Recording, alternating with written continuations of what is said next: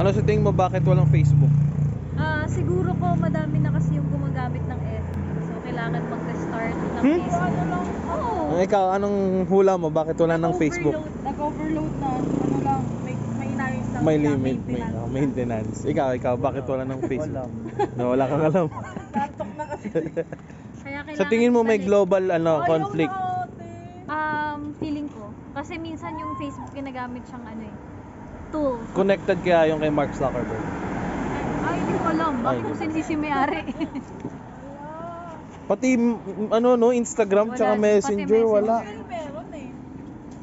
Search mo sa Google store, walang Facebook.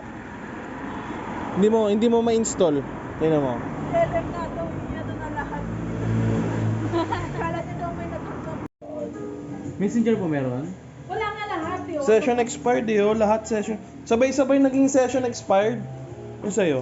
Wala kuya, session expired yun eh. O, di ba? Si Ate Pia sa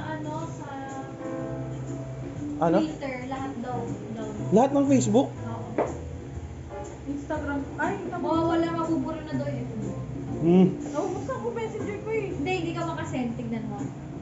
Siguro ba? Sa Twitter, wala kasi sa Twitter. Ano nangyari sa Facebook no? Hindi rin siya hindi rin siya makita sa Play Store. Tsaka